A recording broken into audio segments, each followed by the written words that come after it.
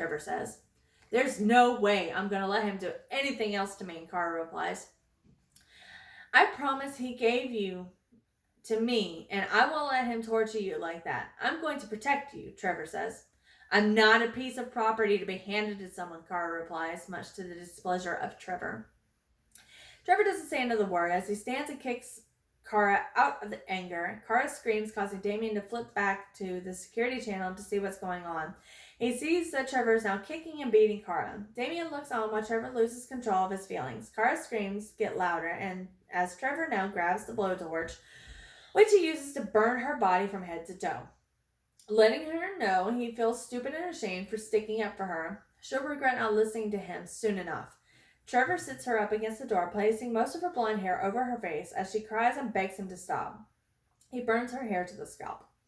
Please, I'm sorry. You're a really nice guy. Please stop hurting me, Kara begs. I'm far from a nice guy, especially now. You broke my heart. I stood up for you, and this is how you thank me? Trevor yells as he punches her in the chest. What the hell's going on in here? Damien asks by the door. Please get him off of me, Kara begs. What's going on? I'm teaching this bee a lesson in respect, Trevor replies. Okay, carry on, Damien says, smiling on his way back to the other room. Please don't leave. Get him out of here, Kara screams. Nobody's going to save you now, Bee, Trevor says as he kicks her in the head.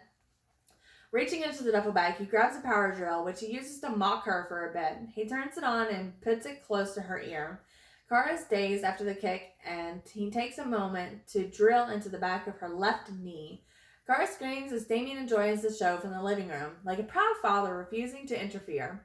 He knows this is something Trevor needs to experience on his own. Trevor digs deeper into the back of her left knee while holding her down. He moves the drill over to her right knee. Damien informs Trevor through the intercom he'll be stepping out for a few minutes. The door is unlocked in case he needs to get something else. He'll be watching the security cameras, so there's no surprises when he returns. I hope you don't take this personal, but this is something you forced my hand on, Trevor says. This was personal in the way you turned down the opportunity I gave you, but other than that, it was something that needed to happen for you to learn a very important lesson. Find something you want and take it. You are mine because I took you from him. I promised you I would protect you, and you turned me away like a dog. I'm not a dog. I am the man that owns your butt, and the sooner you accept that, the happier you will be, Trevor whispers into her ear. Now I'm stepping out for a minute, thundered Chunk. Trevor laughs as Kara is laid out on the floor, crying. Kara tries to drag herself out of the room once Trevor is out of sight, but upon reaching the door, she sees the dogs at the end of the hallway. The further she gets from the door, the dogs walk towards her, and at this point, she isn't sure which is the easiest way to fight for her freedom, fighting Trevor or the dogs.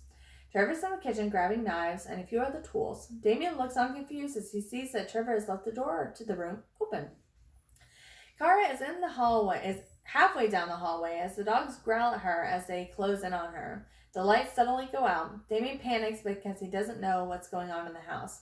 He quickly turns the car around and heads back home. The dogs growl and bark in the dark as Kara screams, begging for her life.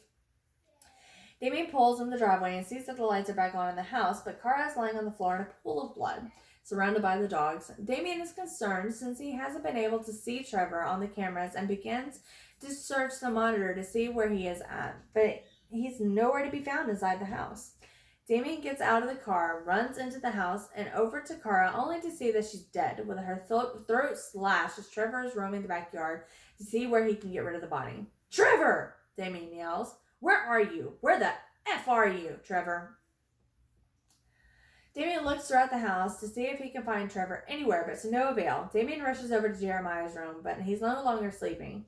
He looks out the window, only to see Trevor as Jeremiah pinned to the ground with a shovel placed over his throat.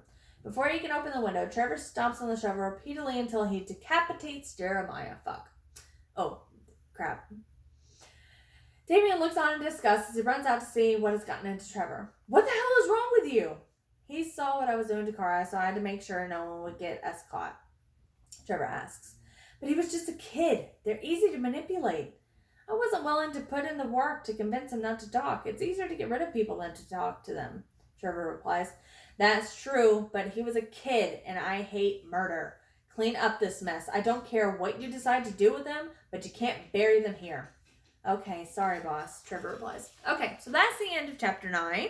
Lots and lots of death and destruction.